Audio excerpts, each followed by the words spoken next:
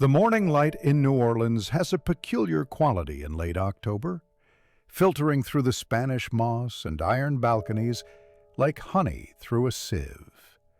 Our locksmith knew this light well, had known it for 15 years now, since he'd arrived from Philadelphia with little more than his tools and a reputation for understanding the secret languages of tumblers and pins.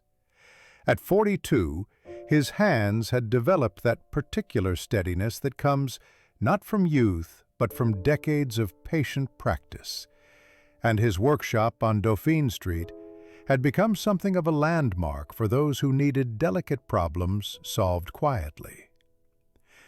Listen closely, and you might understand why a man chooses locks over people.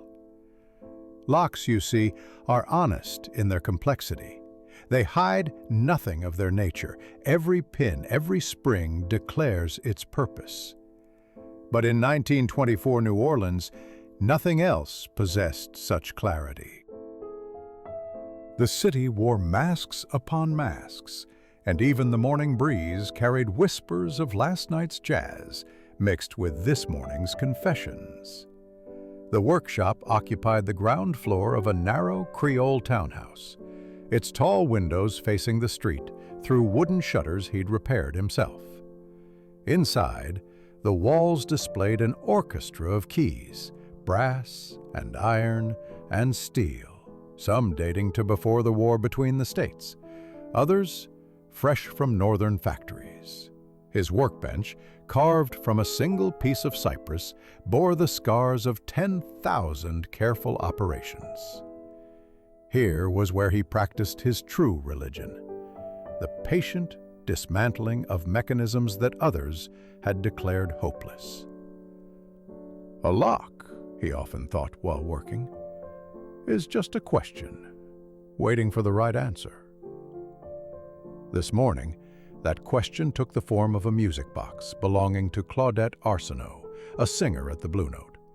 She'd brought it yesterday, its delicate Swiss mechanism frozen mid-melody. The music box lay in pieces before him now, each component cleaned and cataloged. 26 years in the business had taught him that the smallest spring could hide the largest problem. As his fingers worked, replacing a worn cam that had been preventing the cylinder from rotating, his mind wandered to Claudette herself. Her nervous laugh when she'd explained how her late grandmother's music box had simply stopped, as if it had forgotten its song. The bell above his door chimed. Mrs. Hebert from the millinery shop entered with her usual Tuesday problem. The lock on her cash register had begun sticking again. Behind her, young Timothy Rousseau waited with a pocket watch that wouldn't wind. This was his morning congregation, these bearers of broken mechanisms, each trusting him with objects that held more than monetary value. "Humidity's the devil's own curse on metal," he told Mrs. Hebert, already knowing the solution, but examining her register lock anyway. People needed to see you take their problems seriously. A drop of oil here, a slight adjustment there, and the mechanism sang its proper song again. "No charge, Mrs. Hebert, just neighborly maintenance," she protested naturally, but he'd learned that small kindnesses paid dividends in a city where everyone remembered everything. Mrs. Hebert would mention his generosity to her customers, and reputation in his trade mattered more than advertising ever could. Timothy's watch proved more interesting. A Waltham from 1896 with a broken mainspring. The boy, perhaps 17, watched with fascination as the locksmith's fingers navigated the tiny universe of gears and jewels. "Your grandfather's?" he asked, noting the engraving on the case. "Yes, sir. Carried it at San Juan Hill." The locksmith nodded, understanding the weight of such inheritance. In the South, objects carried stories like blood carried memory. He'd have the spring by Thursday, he promised, and would charge only for parts. The boy's relief was palpable, probably saved for weeks to afford the repair. After they left, he returned to Claudette's music box, its melody mechanism now freed. But as he began reassembly, he noticed something peculiar, a hidden compartment beneath the cylinder, so cleverly concealed that only dismantling would reveal it. Inside, a small silver key and a slip of paper with numbers, 23, 17, 41. He studied them for a moment, then carefully returned them to their hiding place. Some secrets, he'd learned, weren't his to expose. The French Quarter stretched and yawned into full wakefulness outside his windows. The fruit vendors' calls mixed with the clip-clop of delivery wagons and the distant sound of a jazz trumpet practicing scales. This was the New Orleans he'd grown to love. Not the evening's masked revelry, but the morning's honest labor. Every shopkeeper, every tradesman, every worker contributing their verse to the city's eternal poem. By noon, he'd completed 3 more small jobs and begun work on a particularly stubborn safe lock from the Tremé. The mechanism had been tampered with by an amateur, leaving the tumblers misaligned. As he worked, he reflected on the strange trust people placed in him. They handed over their secrets wrapped in steel and brass, believing absolutely in his discretion. It was a faith he'd never betrayed, not once in all his years. The safe lock finally yielded its secrets. Someone had tried to pick it with the wrong tools, damaging 2 pins. Fixable, but it would take time. He made notes in his ledger, that careful record of every job that had become something of a chronicle of the Quarter's hidden life. Each entry told a story. The lawyer whose office safe held more than legal documents. The widow whose jewelry box contained her only security. The shopkeeper whose cash register was his family's future. As the afternoon sun slanted through his windows, painting golden rectangles on the worn wooden floor, he sensed that his ordered world was about to shift. Call it instinct, call it experience, but men in his trade learned to feel the approaching complications like Louisiana natives felt coming storms. The air itself seemed to thicken with possibility.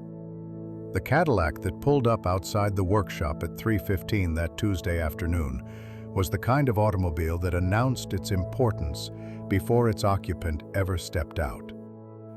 Black as Mississippi mud, with chrome that caught the light like new money, it seemed to make the narrow street even narrower.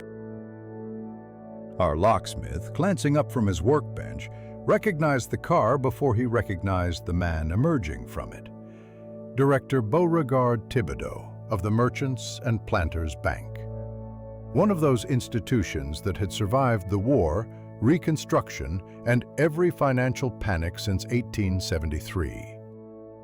Thibodeau moved with the studied grace of old Southern aristocracy, though anyone who'd lived in New Orleans long enough knew his grandfather had been a carpetbagger from Ohio. But money, given enough time, could purchase any pedigree in this city. At 58, the director had perfected his role.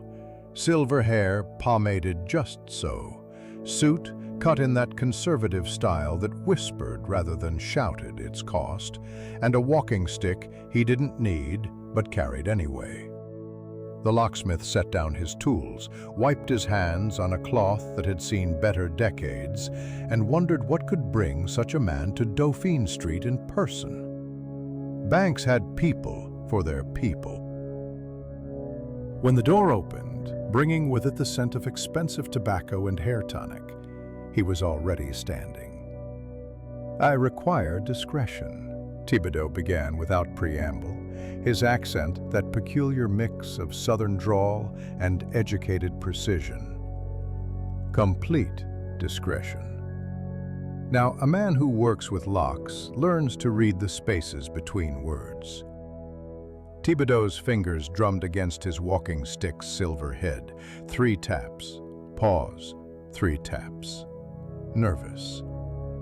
The locksmith simply nodded, gestured to a chair, and waited. In his experience, powerful men filled silence like water filled a cup. The vault at Merchants and Planters, Thibodeau continued, settling himself with obvious reluctance in the offered chair, has developed a peculiarity. Our night watchman, Samuel, been with us 30 years, absolutely reliable, has reported sounds from inside the vault. The locksmith's hands, which had been cleaning a small gear, stilled. What manner of sounds? Breathing. The word hung in the workshop air like incense. Rhythmic, steady, like someone sleeping behind 4 tons of Mosler steel. Here was a puzzle worth considering. The Merchants and Planters vault was legendary among those in the trade, a Mosler double chronometer from the 1870s, one of perhaps a dozen ever made. The locksmith had seen it once, years ago, when called to repair a deposit box. The thing was magnificent, a cathedral of mechanical precision. Started 2 weeks ago, Thibodeau went on. Samuel heard it first, thought he was imagining things. Old man's getting on in years, but then the assistant manager heard it. Then a cleaning woman. Now half my staff refuses to work past sunset. The locksmith moved to his filing cabinet, pulled out a drawer dedicated to vault specifications. His fingers found the Mosler section quickly. The double chronometer has a 12-lever movement, if memory serves. Sometimes old mechanisms can create resonances. This isn't mechanical.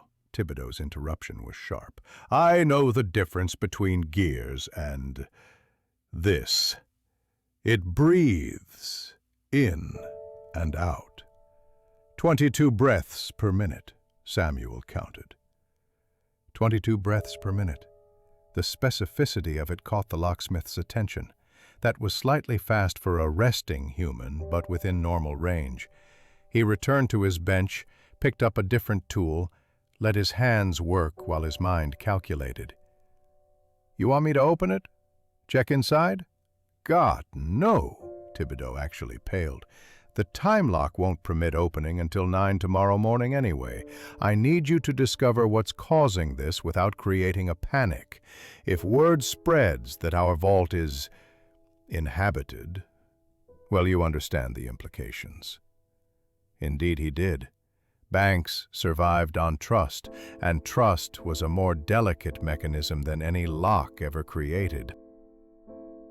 One rumor of supernatural occurrence could trigger a run that would destroy the institution faster than any robbery. My fee, he began, but Thibodeau waved dismissively. Whatever you require, within reason. Can you come tonight? Samuel will be there. He can show you exactly what we're dealing with. The locksmith considered. The Tremay safe could wait. Mrs. Hebert's nephew could collect it tomorrow. 9 o'clock, he said, after the bank closes completely. I'll need absolute access, no interference. Agreed. Thibodeau stood, seemed about to leave, then turned back. You've heard nothing unusual about our bank? No stories? There it was, that hesitation that told more than words. The locksmith shook his head, though in truth he'd heard whispers. There were always whispers about banks, especially old ones.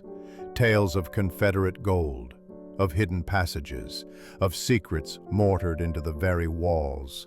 But whispers weren't his business. Mechanisms were.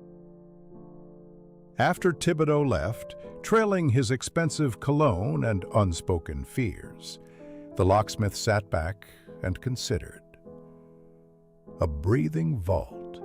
In 15 years of New Orleans mysteries, this ranked among the strangest. He pulled out his notebook, began listing possibilities. Ventilation systems could create rhythmic sounds. Settling foundations might cause regular creaking. Underground water could pulse with tidal influences. The Mississippi wasn't far. But 22 breaths per minute. That specificity troubled him. He spent the remaining daylight hours preparing. His tool bag, worn leather that had belonged to his mentor in Philadelphia, received careful attention. Every pick, every tension wrench, every listening device checked and rechecked. He added his stethoscope, a medical model he'd acquired from a doctor who'd needed his services. For vault work, hearing mattered as much as touch. As evening approached, he closed the shop early and walked to his rooms above. A simple dinner of red beans and rice, coffee strong enough to float an iron wedge. While he ate, he studied his notes on the Mosler Company, particularly their double chronometer series. Beautiful machines, built when craftsmanship meant something. The time lock alone contained over 200 parts, each machined to tolerances that modern factories would struggle to match. At 8:30, he set out for the bank. The French Quarter transformed itself at night, respectability sliding away like a discarded mask. Jazz spilled from doorways, prohibition ignored with typical New Orleans disdain. But he moved through it like a ghost, his mind already inside that vault, already listening for those impossible breaths. The Merchants and Planters Bank occupied a corner of Royal and Conti, its Greek Revival facade speaking of an era when banks built themselves like temples. And perhaps they were temples, he thought. Temples to that most American of gods, accumulated wealth. The main entrance was dark, but a side door opened at his knock. Samuel stood there, and the locksmith recognized him immediately. One of those men who'd been old for so long that age had become just another aspect of his character, like his careful way of walking, or his preference for listening over speaking. At 67, the watchman had seen the bank through 4 directors, 2 fires, and 1 attempted robbery. "Evening, Samuel." "Sir." Samuel's voice carried that careful neutrality that men of his generation and complexion had perfected. "Director said you'd be coming. You hear about the breathing?" "I am." "When did you first notice it?" Samuel led him through darkened hallways, their footsteps echoing on marble. 2 weeks back, like Director said. But truthfully, sir, I might have been hearing it longer. Thought it was my own ears playing tricks. You know how quiet gets loud when you're alone at night." They descended stairs, the temperature dropping with each step.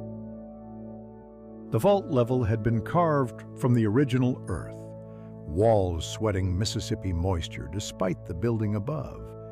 Here was where the bank kept its true heart, not in the offices upstairs, but in this catacomb of steel and stone.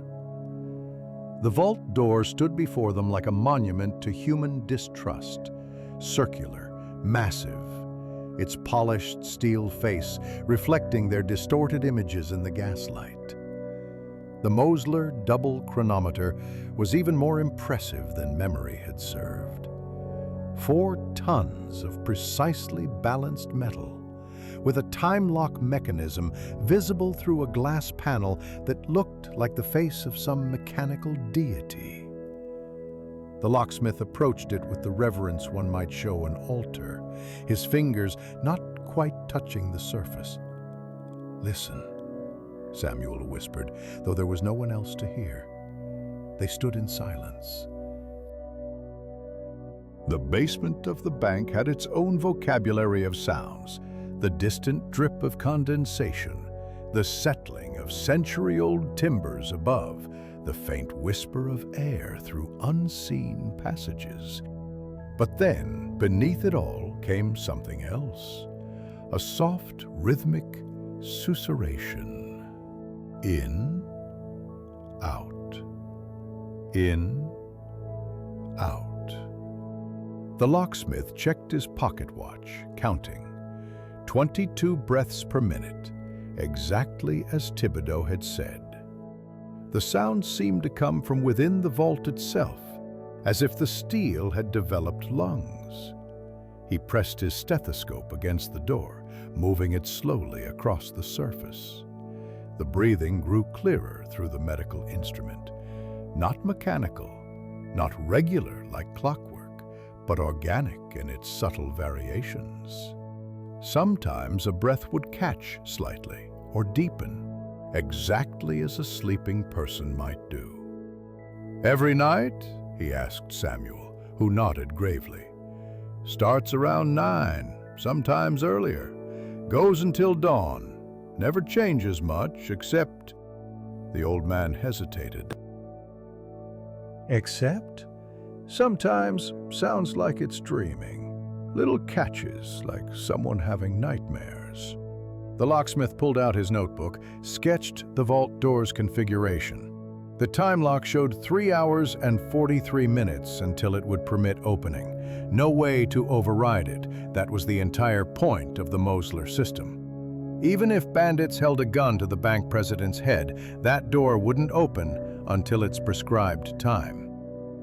"I need to see the original installation documents," he said. "Blueprints, specifications, correspondence with Mosler." Samuel led him back upstairs to a records room that smelled of old paper and India ink. "Miss Marie-Louise pulled these yesterday," the watchman said, indicating a stack of folios. "Director told her you might need them. She's thorough, that one." Marie-Louise Dufresne, the locksmith knew by reputation, war widow, had worked her way up from typing pool to senior secretary. The files she'd assembled were indeed thorough, organized chronologically with helpful notes in neat, feminine handwriting. He spread them across the table, the vault's history unfolding like a novel. The Merchants and Planters Bank had commissioned the vault in 1873, just as New Orleans was finding its feet after Reconstruction. The correspondence with Mosler revealed fascinating details. The bank had specifically requested additional customization beyond the standard double chronometer model. The locksmith traced his finger along a technical drawing, noting anomalies. "This is peculiar," he murmured. The vault's walls were thicker than standard by 6 inches on all sides. The additional space wasn't filled with concrete as one might expect, but left hollow with a notation, "Per special instruction of installation supervisor J. Moreau." Jacques Moreau's father, then. The locksmith knew the name. The Moreaus had been master craftsmen, brought from France before the war. The son still lived in the Marigny, though drink had claimed his skills years ago. Another document caught his eye, a letter from the elder Moreau to the bank's director in 1874, a year after installation. "The additional mechanisms we discussed have been successfully integrated. They operate independently of the primary time lock and will require no maintenance if left undisturbed." What additional mechanisms? There was no further elaboration. The locksmith returned to the vault level, Samuel trailing behind with a kerosene lamp that threw dancing shadows on the sweating walls. He examined the vault door's surroundings, running his hands along the stonework. There, almost invisible unless you knew to look, were seams that didn't match the rest of the construction. The stones here were slightly different in color, as if added after the original installation. "Samuel," he asked, "in your 30 years here, has anyone ever mentioned anything unusual about the vault's construction? Stories from old-timers? The watchman considered, his dark face thoughtful in the lamplight. There was a man, worked here when I first started. Marcus, his name was. He told me once that during the yellow fever outbreak of '78, they used the vault for something other than money.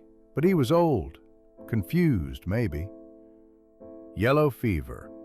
1878 had been particularly brutal, the locksmith knew. Thousands dead, the city nearly emptied. Banks had ceased normal operations for weeks. He made another note. Returning his attention to the vault door itself, he noticed something about the breathing sound. It wasn't constant in location. Using the stethoscope, he traced its source. Sometimes it seemed to come from the left side of the door, sometimes the right, as if whatever was breathing was moving slowly within. "Does the temperature down here change much?" he asked. "Gets colder at night, warmer during the day. Louisiana weather, you know. Even down here, you feel it some. Temperature changes." The locksmith's mind began forming a hypothesis. If there were hollow spaces in the walls, and if those spaces contained some kind of fluid or gas, temperature variations could cause pressure changes. But that wouldn't explain the organic quality of the sound, the way it varied like actual breathing. He spent another hour examining every inch of the visible vault structure, making detailed drawings and measurements. The time lock ticked away above them, its brass gears catching the lamplight. At one point, he thought he heard something else beneath the breathing, a faint metallic whisper, like liquid moving through pipes. But when he pressed the stethoscope to the spot, the sound vanished. Near midnight, as he prepared to leave, Marie-Louise Dufresne appeared on the stairs. Even at this late hour, she maintained perfect composure, dark hair pinned precisely, shirtwaist crisp despite the humidity. She carried another folder. "I thought you might find this relevant," she said, offering the documents. "Purchase orders from 1873. The bank ordered materials beyond what Mosler specified, including," she pointed to a line item, 40 gallons of mercury." Mercury. The locksmith felt a piece of the puzzle click into place. Mercury was used in some hydraulic systems of that era, its weight and liquid properties making it ideal for certain applications. But 40 gallons was an enormous amount. "Miss Dufresne, has Director Thibodeau shown particular interest in the vault recently? Before the breathing started?" Her expression remained neutral, but something flickered in her eyes. "The director has always been attentive to the vault's operation, though I've noticed he's accessed several old deposit boxes lately. Family estates," he said. "Routine verification." She left the words hanging there, an invitation to draw conclusions. The locksmith merely nodded, adding this information to his growing collection of irregularities. As she turned to leave, she paused. "My late husband was an engineer," she said quietly. "He once told me that in any mechanism, the most important question isn't how it works, but why it was built that way in the first place." After she departed, the locksmith stood alone with Samuel in the vault's anteroom. The breathing continued, patient and steady, like something that had all the time in the world. He packed his tools, his mind churning through possibilities. A hydraulic system using mercury, hidden in the walls, extra space around the vault, special mechanisms installed secretly, and now, 50 years later, breathing. "Samuel," he said as they climbed back toward the main floor, "I'll need to speak with Jacques Moreau tomorrow, and Father Antoine at St. Louis Cathedral. He might remember the vault's installation." The old watchman nodded. "You thinking this is something more than just sounds?"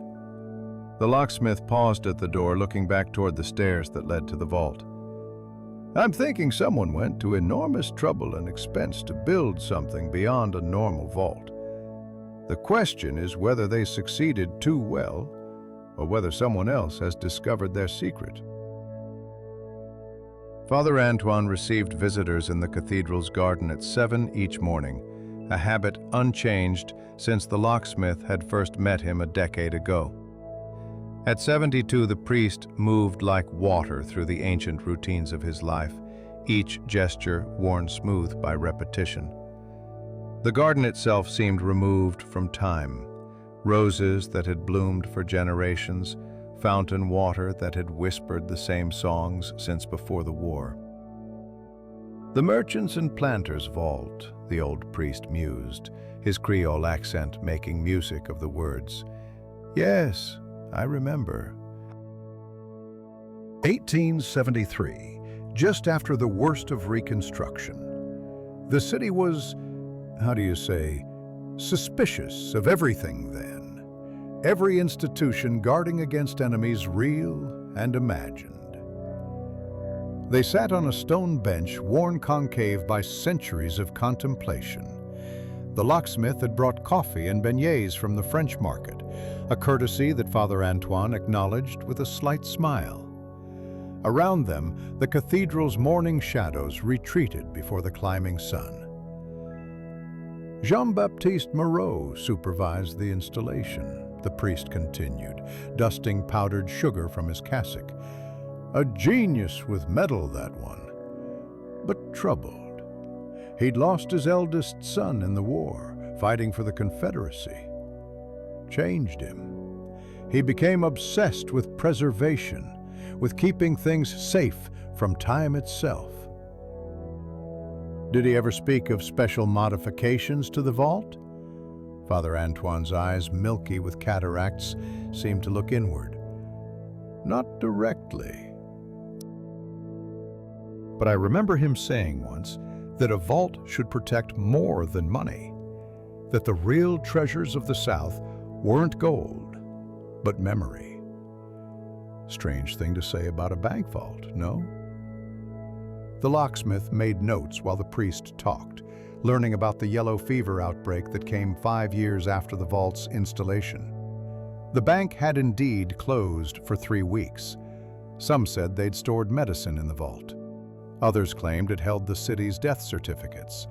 Still others whispered about quarantine violations and hidden bodies.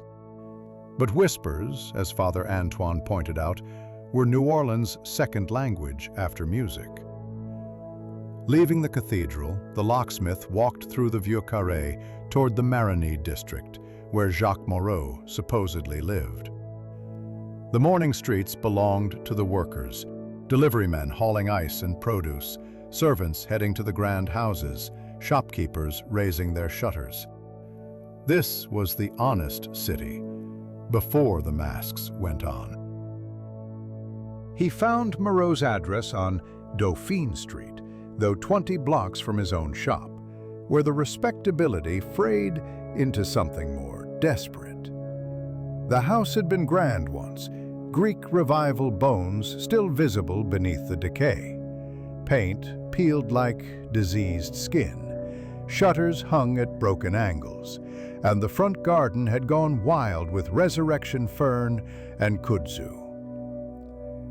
The locksmith knocked 3 times before the door opened a crack, revealing a bloodshot eye and 3 days of stubble. Jacques Moreau, at 45, looked 60, alcohol having accelerated time's passage across his features. But his hands, visible as they clutched the doorframe, still showed the long, sensitive fingers of a craftsman. "I don't do lock work anymore," Moreau said, already closing the door. "I'm not here to hire you. I want to talk about your father's work, the merchants and planters' vault." The door stopped moving. Through the crack, Moreau studied him with sudden sharpness, as if the mention of his father had temporarily burned through the alcoholic fog. "You're the one from Dauphine Street. The northerner who fixed the cathedral's tabernacle lock.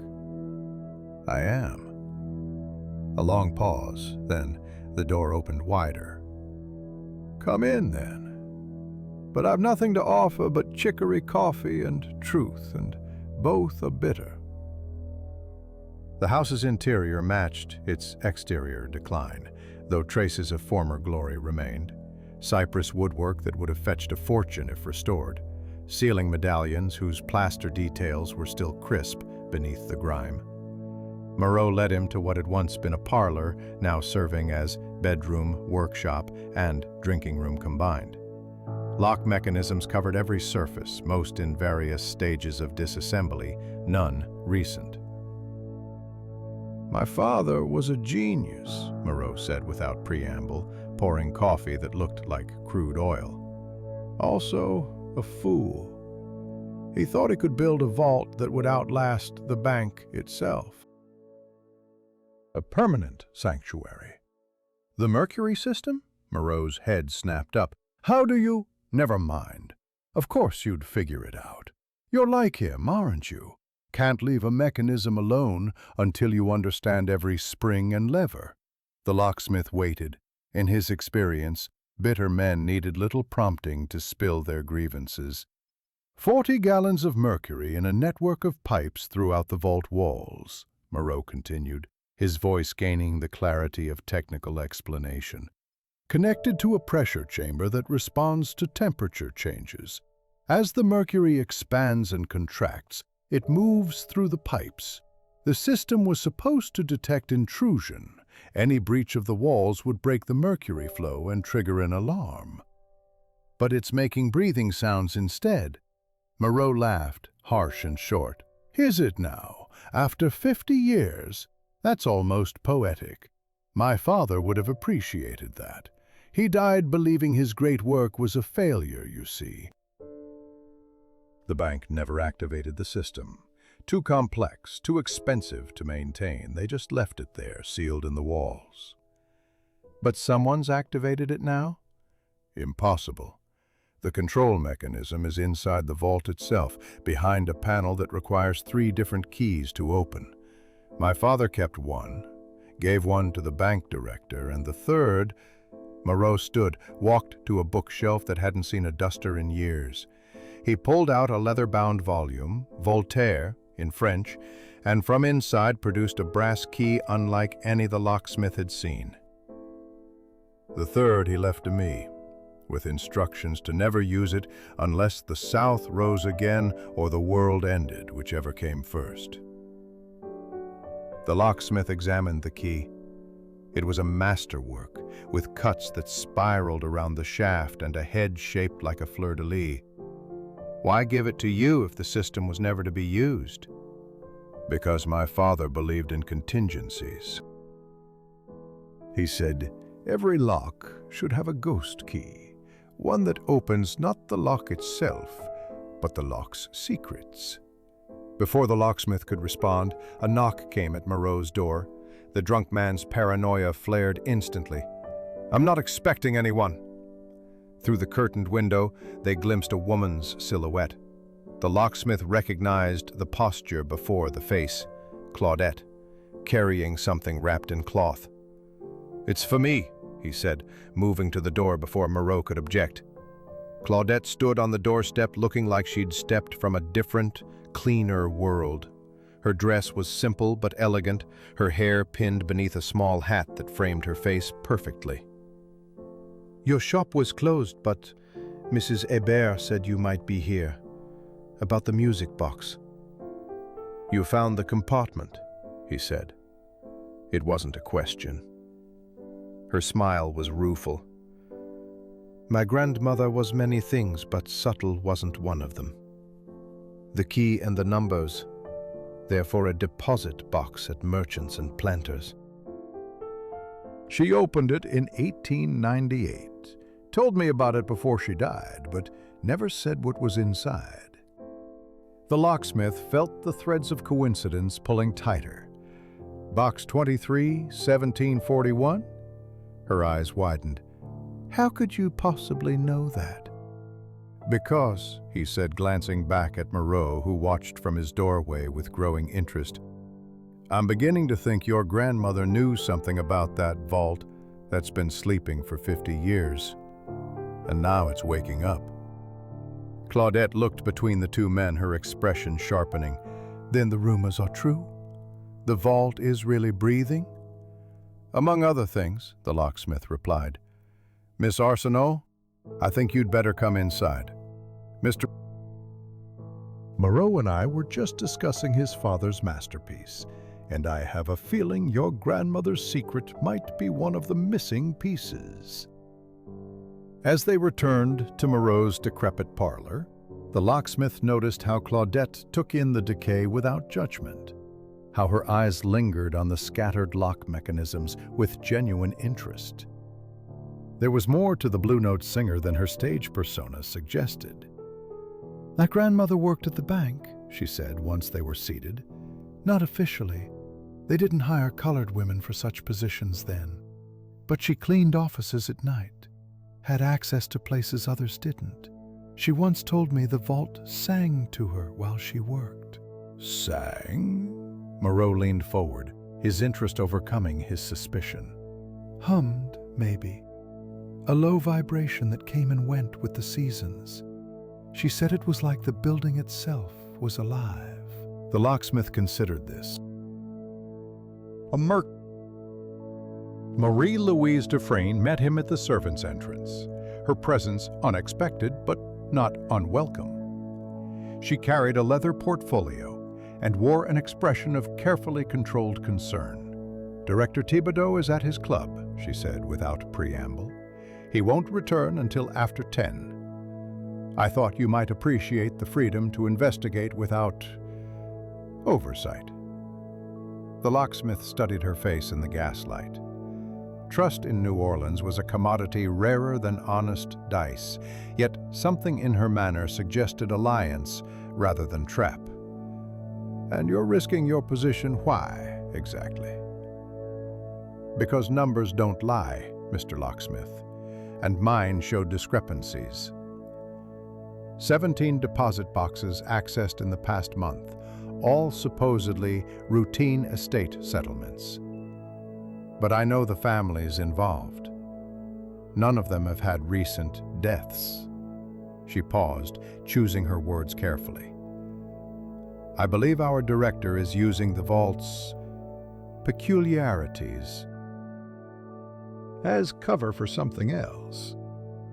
They descended to the vault level together, where Samuel waited with his usual patient vigilance. The breathing had already begun earlier tonight, and it seemed more labored than before. The locksmith pressed his stethoscope to the door and heard something new, a gurgling undertone, like water moving through partially blocked pipes. "The mercury's degrading," he said aloud, understanding flooding through him. "After 50 years, it's probably contaminated with moisture, maybe other materials. The system's fighting itself." He examined the walls more carefully this time, using Moreau's sketches as a guide. There, nearly invisible beneath decades of paint and whitewash, was the outline of an access panel. He traced its edges with his fingers, finding the 3 keyholes Moreau had described. They formed a triangle, each requiring a different type of key. "Samuel," he said, "you mentioned an old worker named Marcus who talked about the yellow fever epidemic. Did he say anything else about the vault?" The watchman's face creased in concentration. "Said they stored something down here that saved lives. Medicine, he thought, though he wasn't sure. But he also said—" Samuel hesitated, glancing at Marie-Louise. "Go on," she encouraged. "He said the vault knew the difference between honest men and thieves, that it could tell who belonged and who didn't." The locksmith considered this. A detection system using mercury's unique properties, its weight, its conductivity, its response to temperature. But detecting what? He thought of Claudette's grandmother cleaning these very floors, hearing the vault sing. A colored woman in the 1890s, invisible to the bankers, but trusted by the building itself.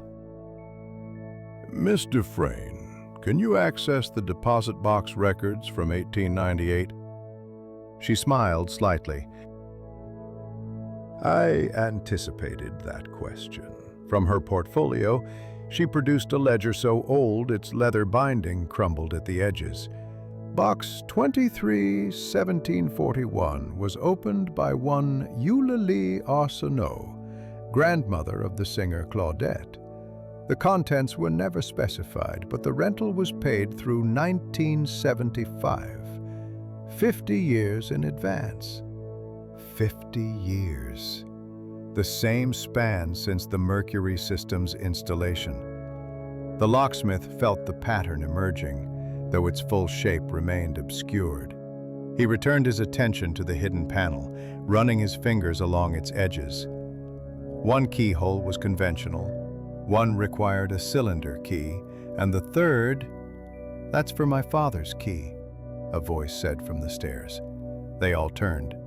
Jacques Moreau stood there, looking more sober than he had that morning, though his clothes remained disheveled. In his hand he held the brass key with its spiraling cuts. "Swore I'd never come here," he said, his voice thick with emotion. "But then I realized, my father didn't fail. Whatever that system's doing now, it's doing what he designed it to do, and I need to know what that was." The locksmith understood. Every craftsman left unfinished business, puzzles their children inherited along with their tools. "The other two keys? One would be the bank's master, which Thibodeau has. The third..." Moreau approached the panel, studied the keyholes. "The third is a timer key. It only works at certain times, based on the astronomical clock in the time lock mechanism." Marie-Louise checked her watch. 9:23. "The autumn equinox was recent," Moreau continued, his technical mind engaging despite years of disuse. "If my father followed his usual patterns, the timer key would activate on significant dates. Wait."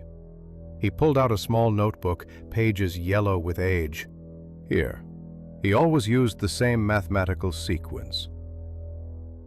Tonight, at 9:37 exactly, the third lock will accept any properly weighted key for exactly 3 minutes." They waited, the vault breathing around them like a sleeping giant. The locksmith prepared his picks, selecting a tension wrench that could simulate the proper weight. At 9:36, Moreau inserted his key into the first lock. It turned smoothly, 50 years of craftsmanship, still perfect. "Now," Moreau whispered at 9:37. The locksmith inserted his pick into the timer lock, felt the tumblers align as if welcoming him. The mechanism clicked. Only the center lock remained, requiring the bank's master key. "Allow me," Marie-Louise said, producing a key from her portfolio. The locksmith raised an eyebrow. "I make copies of everything important," she said simply. "A widow must protect herself." The third key turned, and the panel swung inward on silent hinges, revealing a space perhaps 3 feet square. Inside, a confusion of glass tubes, brass valves, and rubber bladders, all connected by a network of corrupted pipes. Mercury pooled in some tubes, while others held only silvery residue. But at the center sat something unexpected, a wooden box wrapped in oilcloth. The locksmith carefully extracted it, aware that 50 years of waiting ended with this moment. Inside the oilcloth lay a journal, its pages filled with Jean-Baptiste Moreau's precise handwriting. "The breathing vault," Jacques read over his shoulder, voice cracking. "A system for the detection of truth." The elder Moreau had written everything. How the Mercury system created pressure waves that responded to human presence. How the breathing effect was intentional, designed to unnerve those with guilty consciences. But more importantly, he'd hidden something else in the system. During the yellow fever epidemic, when the bank closed, he'd used the vault to store not medicine, but information. Documents that proved certain city officials had stolen funds meant for plague victims. My God, Marie-Louise breathed. Those documents, they'd implicate some of New Orleans' oldest families. The locksmith turned pages, finding newer entries in different handwriting. Eulalie Arsenault had discovered the journal while cleaning, had understood its importance. She'd paid for a deposit box to store copies she'd made, insurance against the powerful men who'd built their fortunes on others' deaths. "But why is it breathing now?" Samuel asked. The locksmith examined the mechanism more closely. There, a valve recently turned, fresh tool marks on the brass. Someone's been here. Someone reactivated the system deliberately. "Thibodeau," Marie-Louise said with certainty. He must have found references to it, thought he could use the ghost stories to cover his embezzlement. Who'd question strange noises from a supposedly haunted vault? But the director had miscalculated. The system, damaged by time and contamination, was breaking down. The breathing grew louder, more erratic. Mercury began leaking from one of the tubes, its silver poison pooling on the floor. "We need to shut it down," Moreau said urgently, "before it fails completely and releases 40 gallons of mercury into the bank." The locksmith studied the valves, understanding their purpose through the lens of the elder Moreau's genius. Each controlled a different section of the system. Working together, they began closing them in sequence, following the journal's instructions. The breathing slowed, softened, until finally silence returned to the vault level. In that silence, they heard footsteps above. Director Thibodeau had returned early. "Quick," Marie-Louise said, already moving. "We need to document everything before he realizes what we've found." The locksmith pocketed the journal while Moreau photographed the mechanism with a small camera he'd brought. Samuel stood watch at the stairs, his old body tense with purpose. They worked with the efficiency of those who understood that truth, once uncovered, must be preserved before power could bury it again. The footsteps above ceased, followed by the particular silence that meant someone was listening. The locksmith motioned for absolute stillness, his years of working with mechanisms having taught him that sound traveled through buildings like vibrations through metal, predictably, if you understood the structure. They waited, breathing shallow, until the footsteps resumed, moving away from the stairs toward the main floor offices. "He's going to his office," Marie-Louise whispered. "He always checks his private safe when he returns unexpectedly." The locksmith made a rapid decision. "Samuel, stay here. Keep watch. Moreau, can you finish documenting the system?" The younger man nodded, his hands steadier now with purpose than they'd been in years. "What are you planning?" "To understand why Thibodeau reactivated a 50-year-old ghost." He turned to Marie-Louise. "Show me these deposit boxes he's been accessing." They climbed to the main vault level where hundreds of brass-fronted boxes lined the walls like tombstones. Marie-Louise had memorized the numbers. 17 boxes, all opened within the past month, all under the pretense of estate verification. The locksmith examined the first box's lock, his fingers reading the metal's story. "Recently picked," he murmured, "professionally but not perfectly. See these microscopic scratches? Someone was in a hurry." Marie-Louise produced her ledger. "These boxes belong to families who banked here during Reconstruction. Old money, old names." But here's what's peculiar. None of these families have made inquiries about their boxes in decades. The locksmith understood. Abandoned wealth, forgotten by heirs who'd moved north or west, leaving behind safety deposit boxes like sealed tombs. Thibodeau had been systematically looting them, using the breathing vault as a distraction. Who would investigate missing items from boxes whose owners might not even know they existed? A sound from below, metal striking metal. Moreau working on the mechanism. The locksmith hoped he could contain the mercury safely. 40 gallons of quicksilver could poison the entire building if released. "There's more," Marie-Louise said, leading him to a corner where older boxes gathered dust. "Box 231741, Eulalie Arsenault's box." The locksmith examined it. Unlike the others, this lock showed no signs of tampering. Whatever Claudette's grandmother had hidden remained undisturbed. He thought of the key hidden in the music box, waiting 50 years for its moment. "We need evidence of Thibodeau's theft," he said. "Something beyond picked locks and suspicious timing." Marie-Louise smiled grimly. "I've been keeping my own records. Every transaction, every access, every discrepancy. But it's not enough. We need proof of what was taken." The locksmith considered. In his experience, men who stole once stole twice, and men who thought themselves clever always made one crucial mistake. They kept trophies. "His office safe. You said he checks it when he returns. What's he checking on?"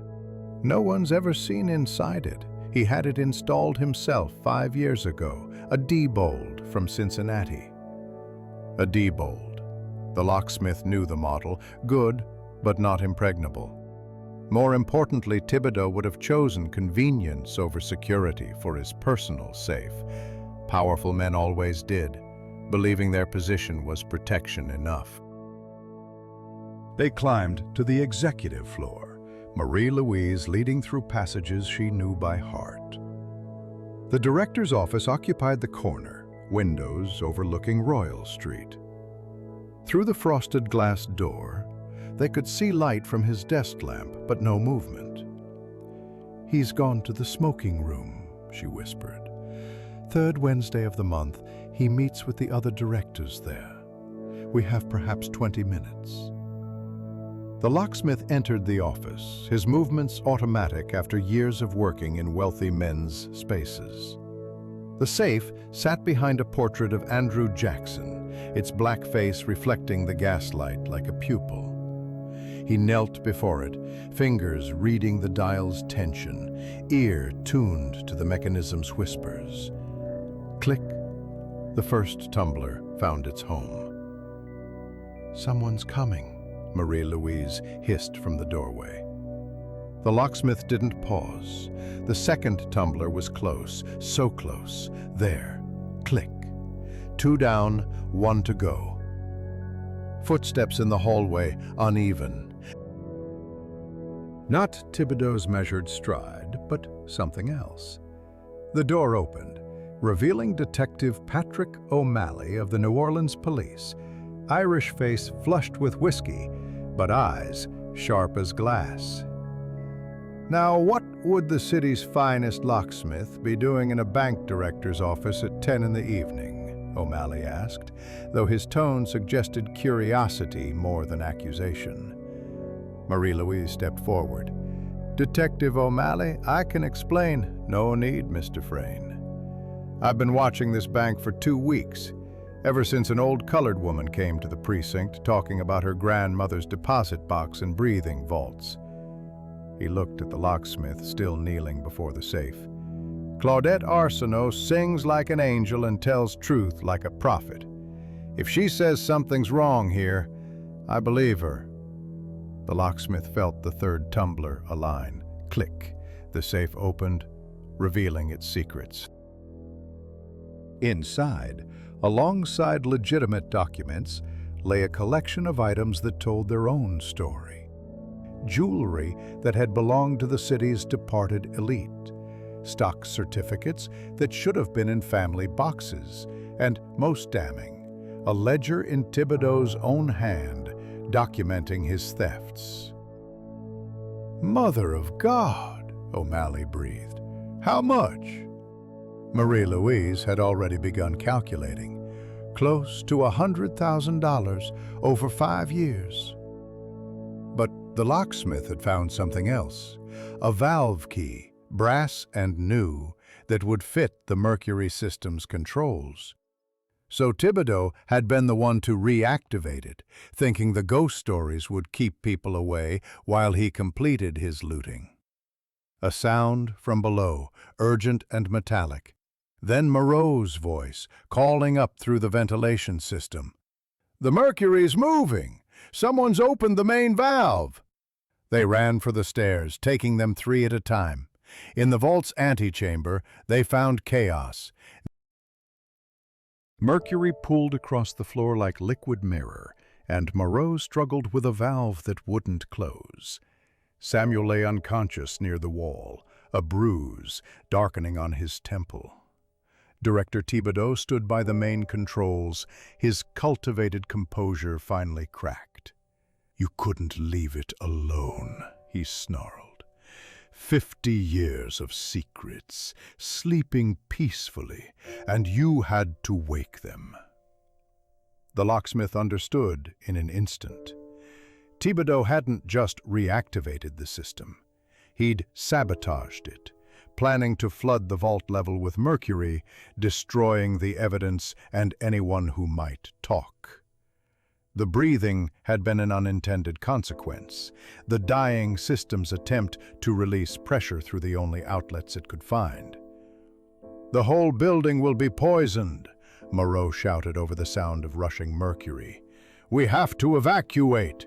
"No," the locksmith said, his mind racing through possibilities. The elder Moreau had been too careful to create a system without fail-safes. There had to be... Yes, the astronomical clock. If the timer locks worked on celestial mechanics, so would the emergency controls. He pulled out his pocket watch.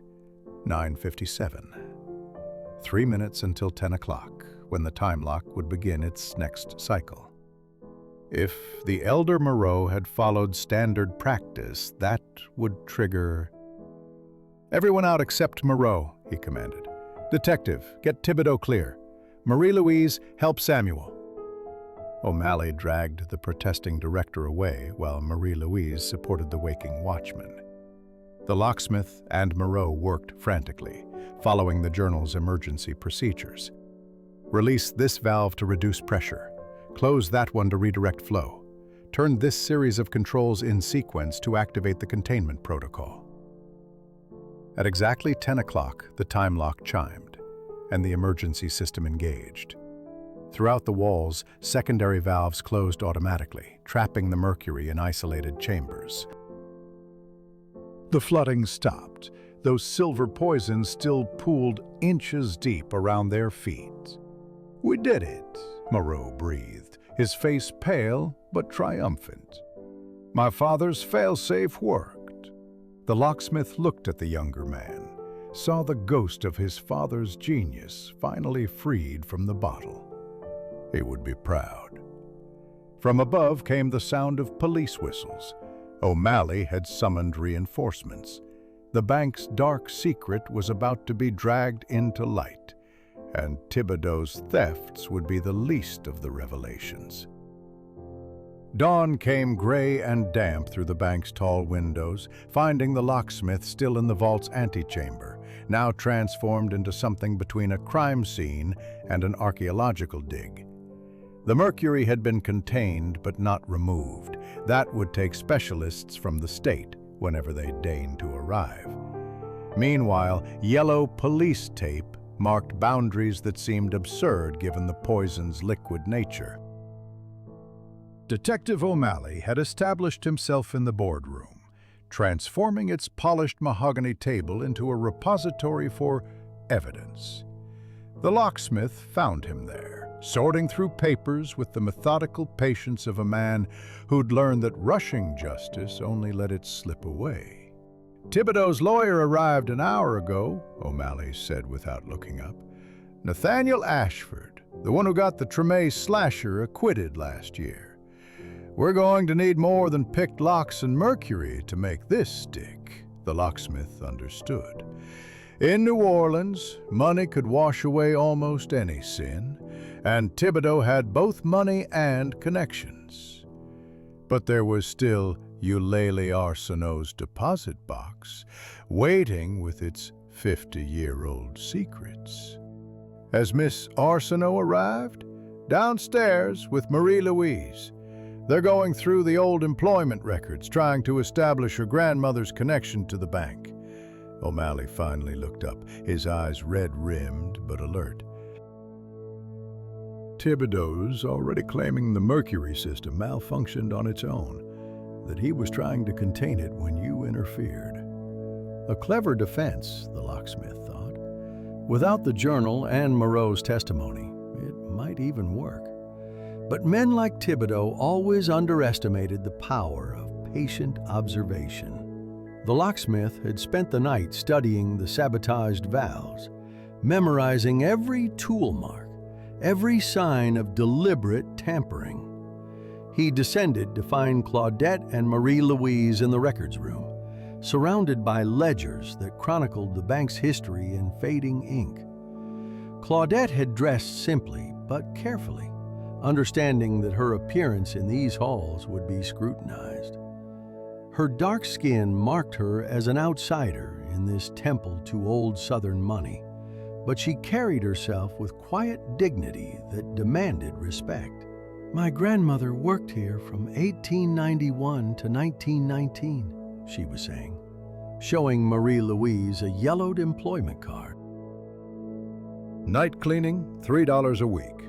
That explains her access," Marie-Louise replied, making notes, "but not why she paid 50 years advance rent on a deposit box. That would have cost $90, Claudette finished. "I found the receipt in her things, a fortune for a cleaning woman. Unless she was paid to keep something safe." The locksmith studied the employment card. Eulalie Arsenault had been hired just after the bank installed its new vault, had worked through the yellow fever outbreak, through the panic of 1893, through all the small disasters that marked the turning of the century. A woman invisible to the bankers, but essential to the bank's operation. "We should open the box," he said simply. Claudette produced the key from her music box, its brass surface worn smooth by her grandmother's fingers. They climbed to the vault level where the deposit boxes waited in their neat rows. Box 23-1741 sat at eye level, unremarkable except for the history it contained. The key turned smoothly.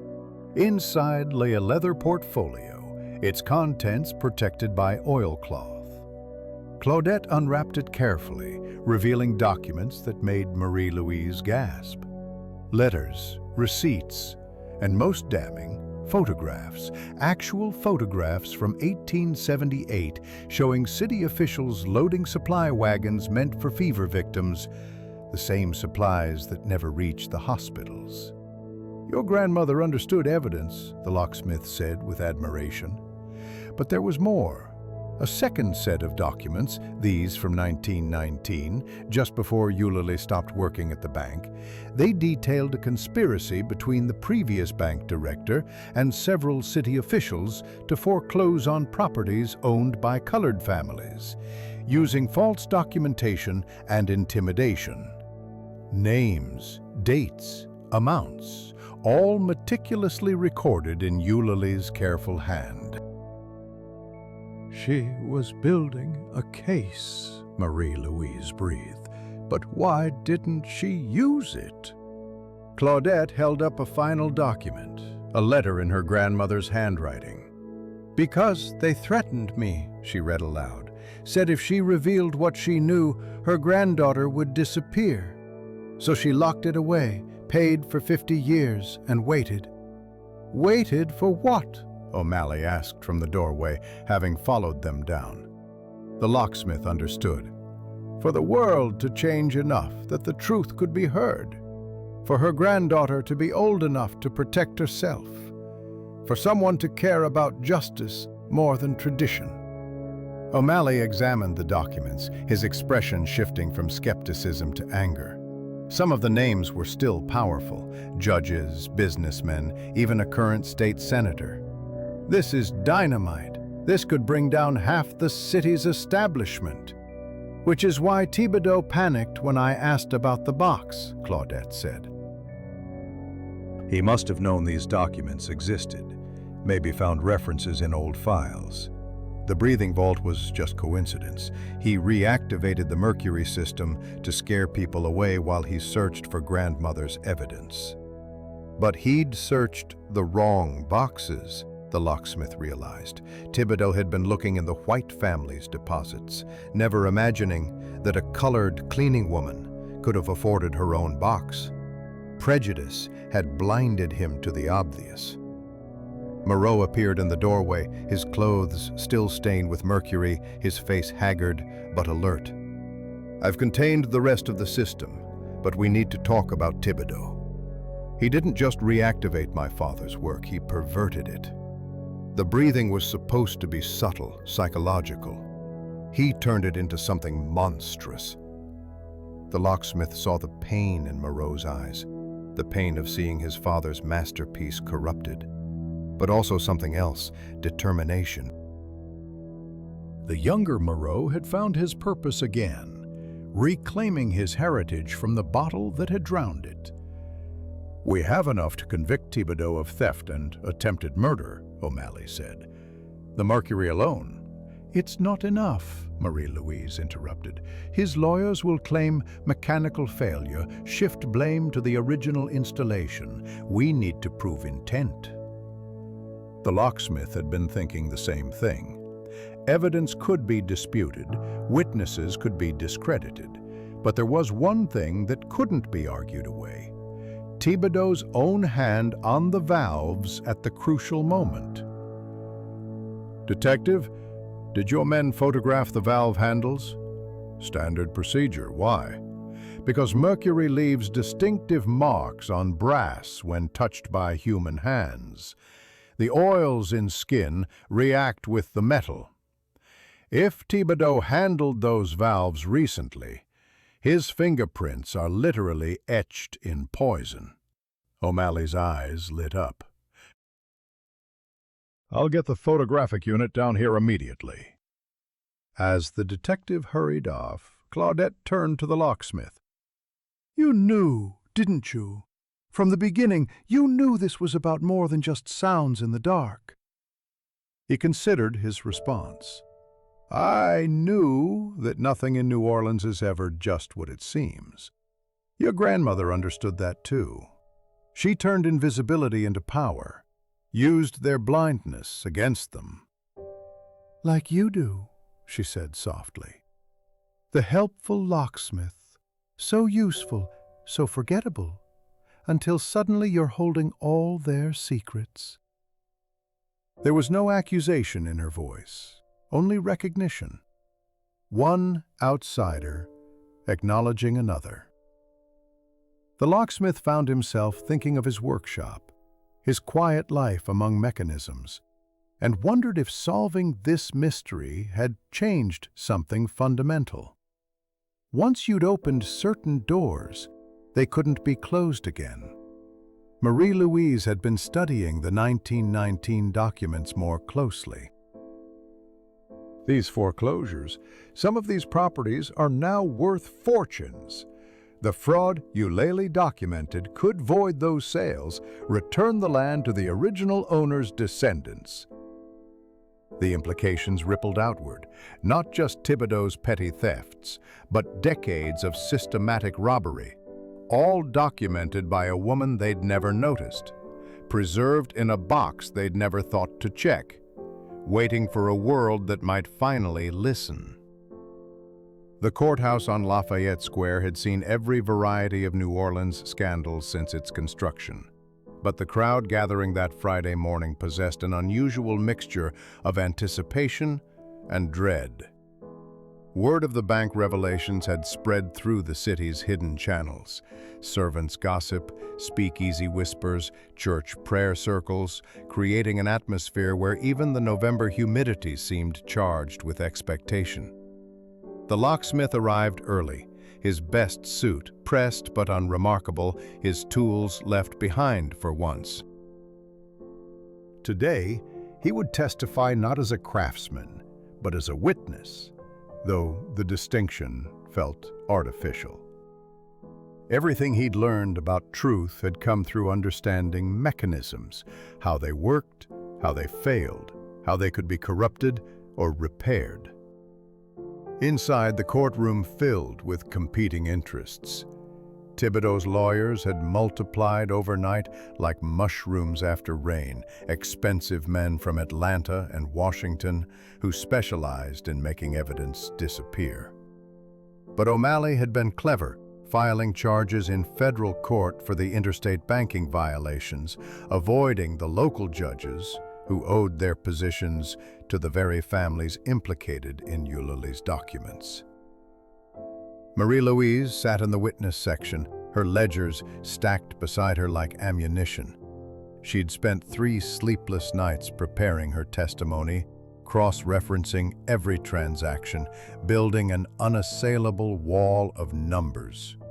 Numbers, as she'd said, didn't lie, though men could make them dance to different tunes.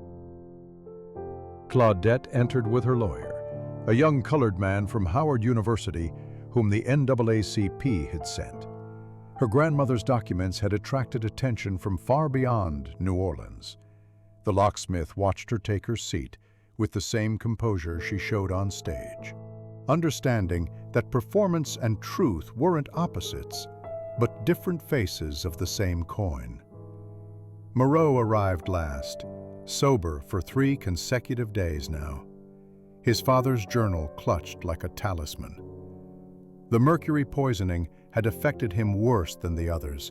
His hands trembled slightly, and his skin had taken on a grayish cast, but his eyes burned with purpose. He'd spent the night writing his own technical analysis of the sabotage, proving beyond doubt that the system's failure was deliberate. The prosecutor, a severe woman from the Justice Department named Harrison, had warned them all to stick to facts, avoid speculation, let the evidence speak. But the locksmith knew that evidence never spoke for itself. It needed human voices to give it meaning, human understanding to reveal its significance. Thibodeau entered flanked by his legal battalion, his appearance still immaculate despite 2 nights in custody. He'd posted bail high enough to build 3 churches, and his expression suggested a man inconvenienced rather than threatened. Power in the South had deep roots, and he clearly believed his would hold. The judge, brought in from Atlanta, called the court to order. The locksmith found himself studying the man's face, reading it like he'd read countless locks. Here was someone who understood mechanisms too. Legal ones rather than mechanical, but mechanisms nonetheless. The question was whether he understood how they could be corrupted. Harrison began with the physical evidence, the photographs of the tampered valves, the mercury patterns that proved recent manipulation, the tools found in Thibodeau's office that matched the marks on the brass. The locksmith watched the jury. 12 citizens pulled from their normal lives to judge matters they couldn't fully comprehend. But they understood theft, understood poison, understood a man who'd risk killing others to hide his crimes. When called to testify, the locksmith spoke carefully, translating the technical into the comprehensible. A lock, he explained, is designed to recognize the right key. The mercury system was designed to recognize the wrong people, those who didn't belong, who came with ill intent. Director Thibodeau knew this. He used it not as protection, but as a weapon. Thibodeau's lead attorney, Ashford, rose for cross-examination with the confidence of a man who'd never lost a case he'd been paid enough to win. You're asking us to believe that a 50-year-old mechanical system suddenly started working after decades of dormancy? No, sir. I'm stating that someone with knowledge of the system deliberately reactivated it, then sabotaged it when its operation threatened to expose other crimes. Someone. But you didn't see Director Thibodeau operate these valves. I saw the results. In my profession, sir, we learn to read backward from effect to cause. Every action leaves marks, signatures as unique as handwriting. Ashford tried another approach, questioning the locksmith's qualifications, his northern origins, his possible prejudices against southern banking traditions. But each attack fell flat against the simple reality of the evidence. Mercury where it shouldn't be, valves turned when they shouldn't have been, a pattern of theft too systematic to be coincidence. Marie-Louise testified next, her precision with numbers building a cage of logic around Thibodeau's activities. 17 deposit boxes, each opened within days of the breathing starting. Each belonging to families whose last descendants had died or disappeared. The correlation was perfect, mathematical, undeniable. But it was Claudette's testimony that shifted the room's atmosphere. She spoke of her grandmother with quiet pride, painting a portrait of a woman who'd spent 28 years watching the powerful steal from the powerless, documenting their crimes with the patience of a chronicler. When she read Eulalie's letter aloud, the one explaining why she'd hidden the evidence rather than use it, several jury members wiped their eyes. My grandmother knew that truth without power is just noise, Claudette said, her voice carrying the same clarity it did when she sang. So she gave the truth time to find its power. 50 years she paid for. 50 years for the world to change enough that someone might listen. Moreau took the stand last, his technical expertise confirming everything the others had said. But he added something more, the human dimension of his father's creation, the pride and paranoia that had gone into building a system that could detect dishonesty. My father believed that mechanisms could be moral, he said, that a lock could know right from wrong. Director Thibodeau proved him right, just not in the way he intended. Ashford made one final attempt during his closing argument, invoking tradition, stability, the danger of trusting the testimony of outsiders and malcontents. But his words rang hollow in a courtroom where mercury still stained the evidence bags, where photographs showed a man's fingerprints etched in poison. The jury retired for deliberation. The locksmith found himself in the hallway with O'Malley, who was chain-smoking despite the building's prohibitions. "Think it'll hold?" the detective asked. "The case is solid," the locksmith replied. "But this is about more than one man's guilt."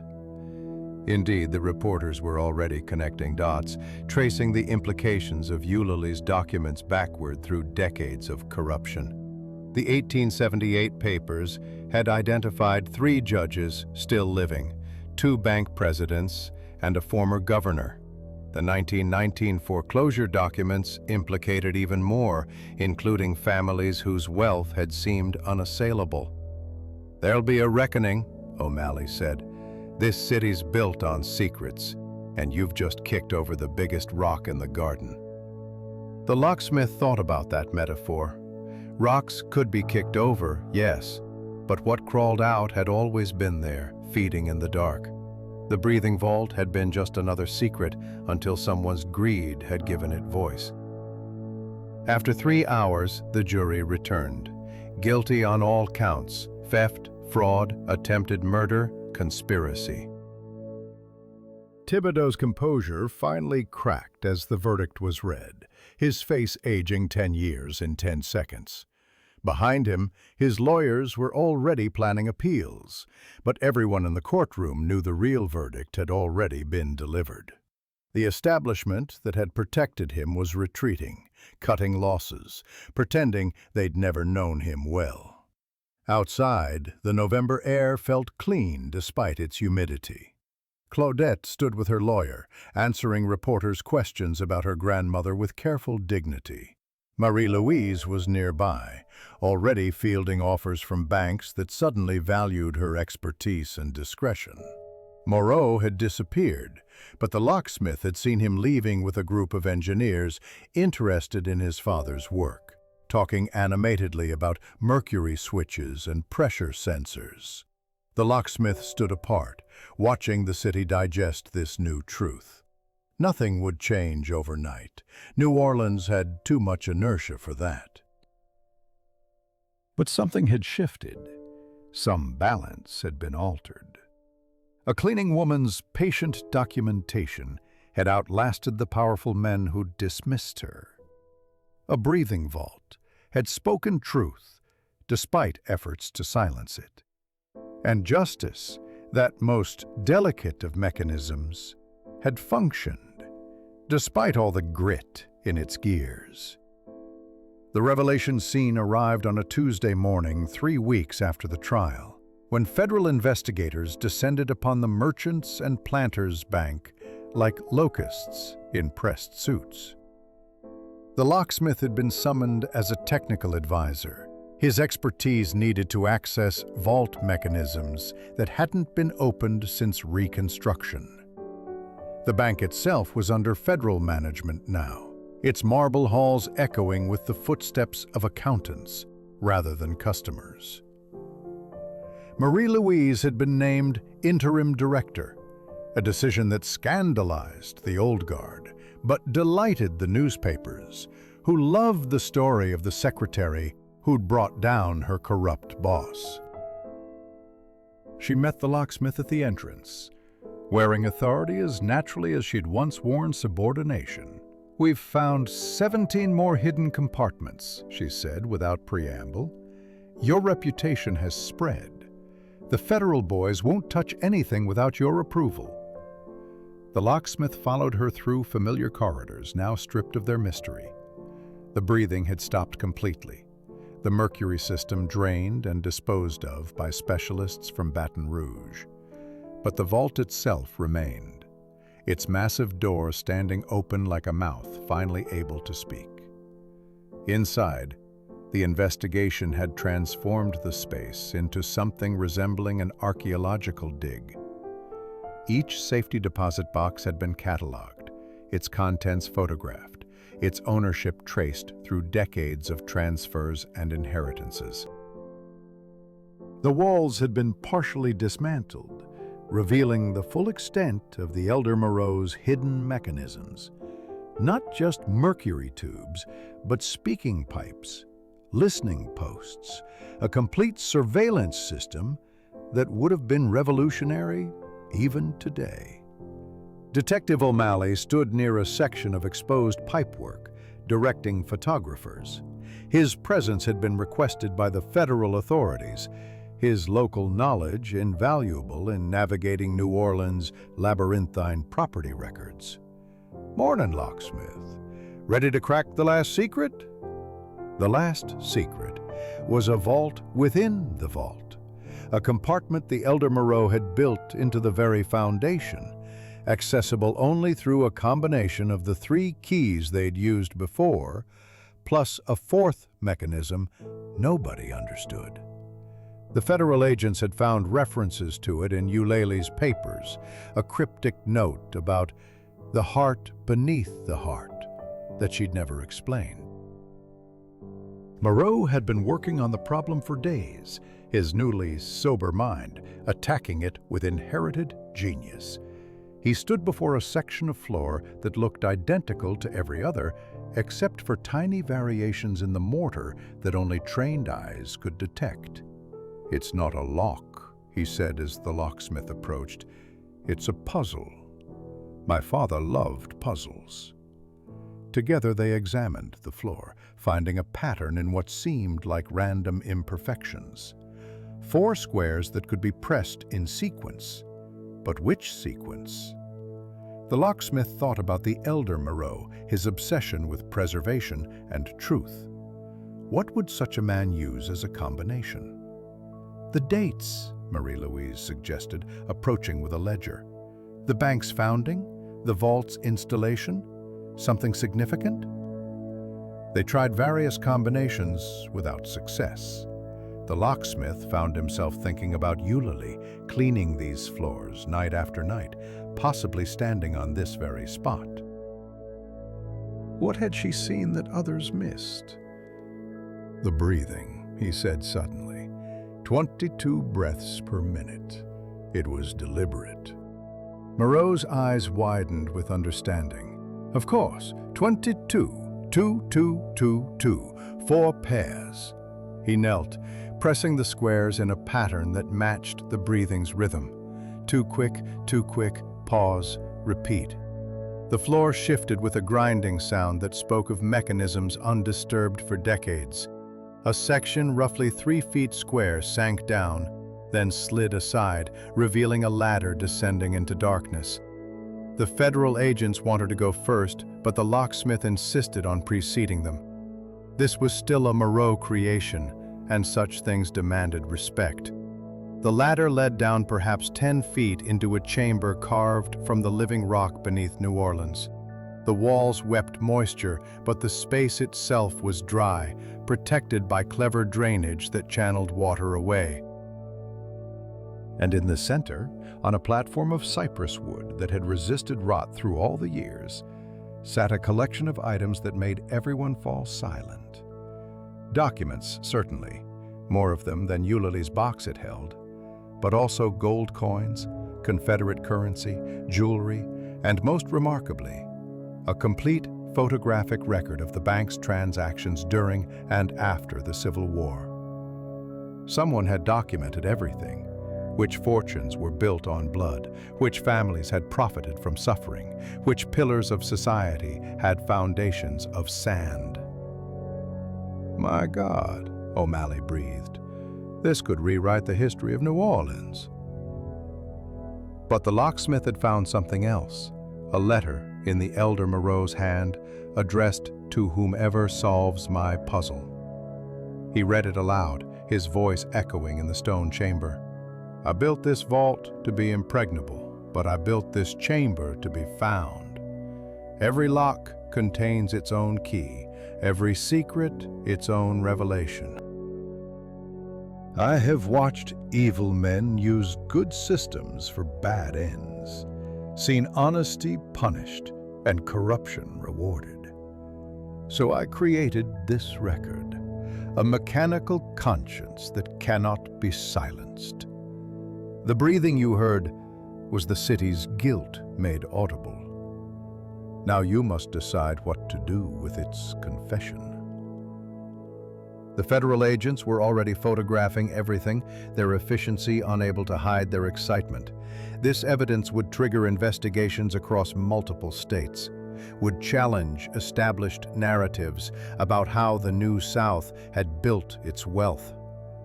But the locksmith found himself thinking about the elder Moreau's words, "Every lock contains its own key." Claudette appeared at the ladder's top, having been summoned by Marie-Louise. She descended carefully, her singer's grace adapting to the awkward climb. When she saw the chamber's contents, she stood very still, understanding the weight of what they'd uncovered. "My grandmother knew about this," she said quietly. "She must have." That's why she paid for 50 years. She was guarding the guardian, making sure someone would be here when the truth was ready to emerge. The locksmith considered this. Eulalie Arsenault, invisible cleaning woman, had been the vault's true keeper all along. She'd understood what the Moreaus had built, had recognized its importance, and had trusted time to find the right moment for revelation. As they catalogued the chamber's contents, patterns emerged. The corruption Thibodeau represented was just the latest iteration of something much older, a system of theft dressed as tradition, exploitation disguised as business. But alongside the evidence of crimes, there were also records of resistance. Letters from people who'd fought back, photographs of protests history had forgotten, documentation of courage that had been erased from official records. It's not just an indictment, Marie-Louise observed. It's a complete parallel history. The implications rippled outward through the afternoon. Reporters gathered outside, drawn by rumors of revolutionary discoveries. Lawyers representing old families made hurried phone calls, trying to understand their exposure. Federal prosecutors began planning cases that would take years to fully prosecute. But in the chamber beneath the vault, the locksmith sat with Moreau, two craftsmen contemplating their predecessor's work. The elder Moreau hadn't just built a mechanism, he'd built a conscience, a way for the truth to survive even when everyone who knew it had died. "Your father would be proud," the locksmith said. Moreau nodded, tears tracking down his face. He died thinking he'd failed. The bank never used his surveillance system, never activated the protections he'd built. But he hadn't failed. He'd just been playing a longer game than anyone realized. As evening approached, the chamber was emptied of its contents, each item carefully preserved for the legal battles ahead. The locksmith climbed the ladder last, pausing at the top to look back. The space seemed smaller without its secrets, just another hole in the ground. But he knew better. Some spaces, once opened, could never truly be closed again. Outside, New Orleans continued its eternal dance of revelation and concealment. Jazz drifted from the speakeasies, mixing with church bells calling evening prayer.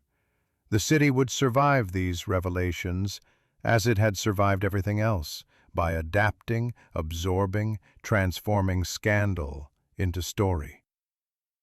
But something fundamental had changed. The breathing vault had exhaled its last secret, and the city would have to find a new rhythm. The locksmith walked home through streets he'd traveled for 15 years, seeing them differently now.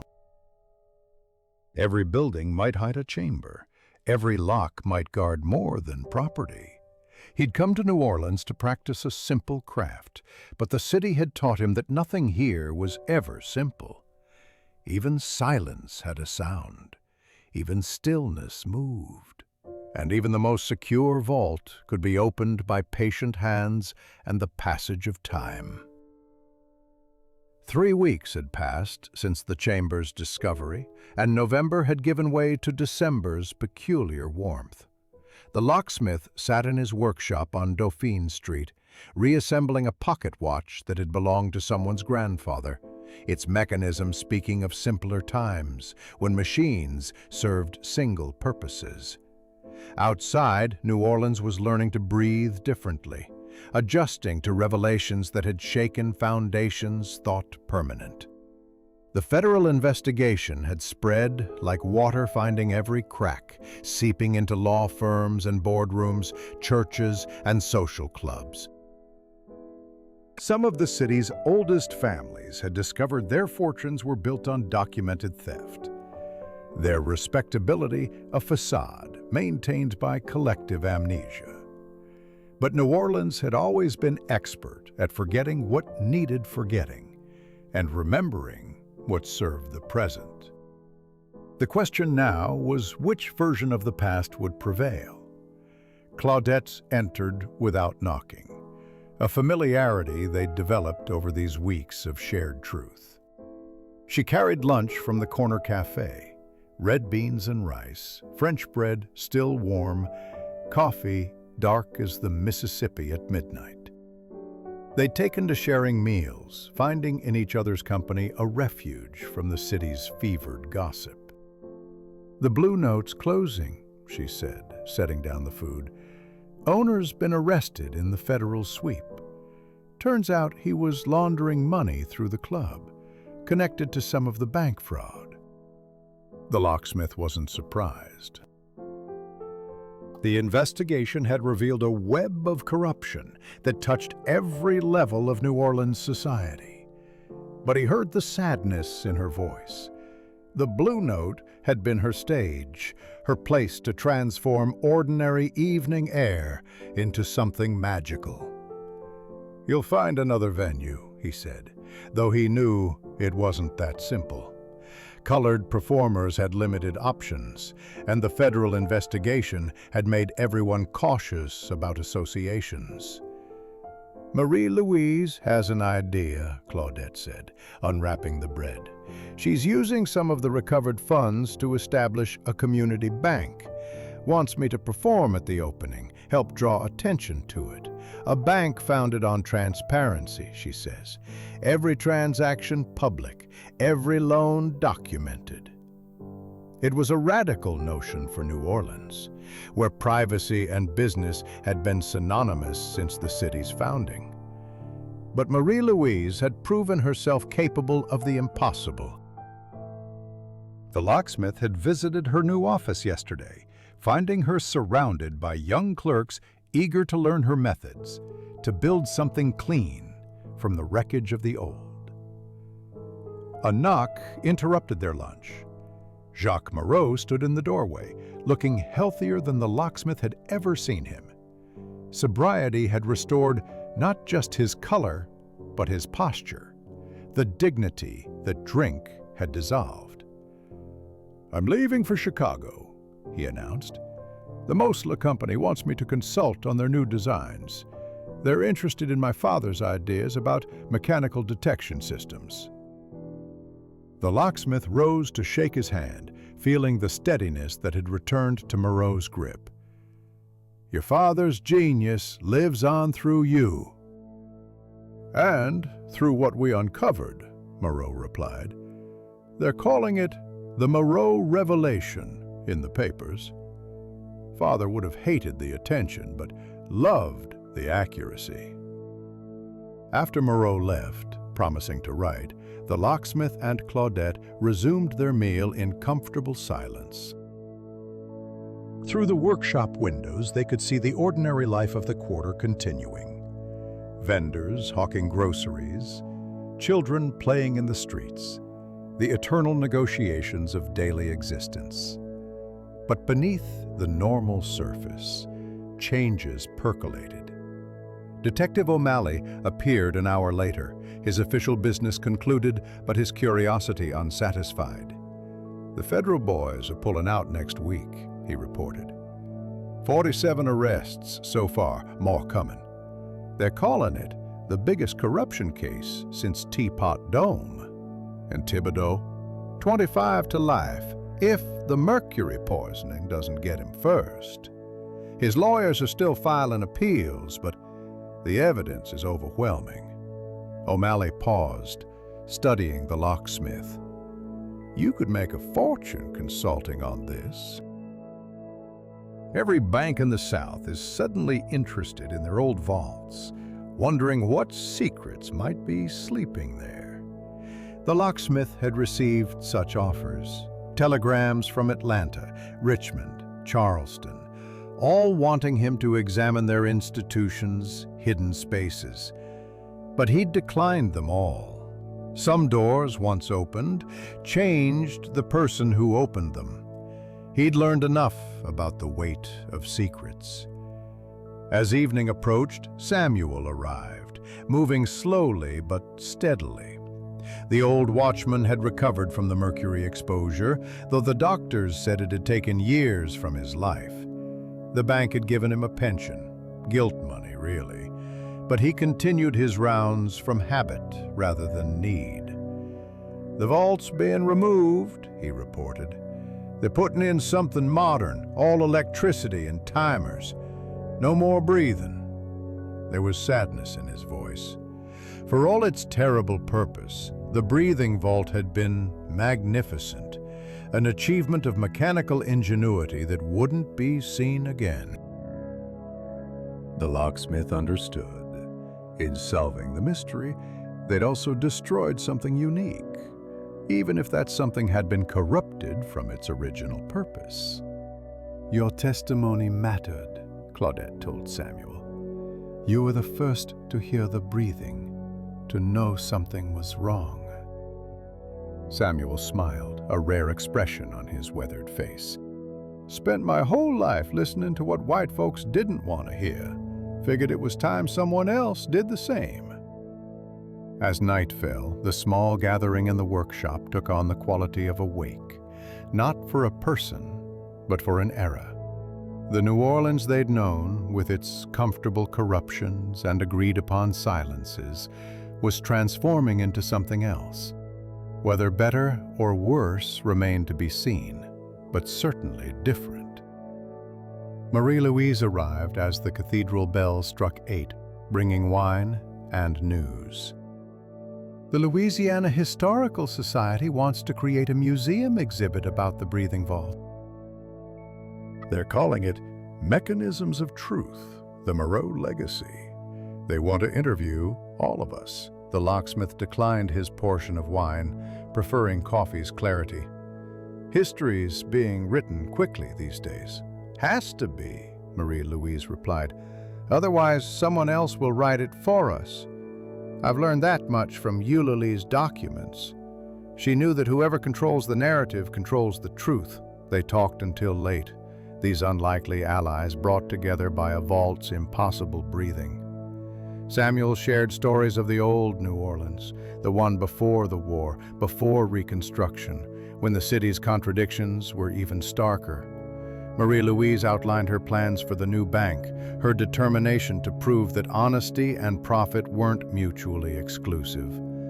Claudette sang softly, a mourning song her grandmother had taught her, its words in Creole telling of losses that couldn't be calculated in money. When they finally parted, near midnight, the locksmith stood alone in his workshop. The shelves of keys surrounded him, each one a promise that what was locked could be opened, what was hidden could be revealed. But he'd learned that some locks protected the world from what was inside, and breaking them required accepting responsibility for what escaped. He thought of the elder Moreau, dead these 40 years, whose obsession with truth had created a mechanism that outlived him. Of Eulalie Arsenault, who turned invisibility into power, patience into justice. Of all the unnamed others whose stories had been locked away in that chamber beneath the vault, waiting for someone to care enough to listen. The breathing had stopped, but its echo remained.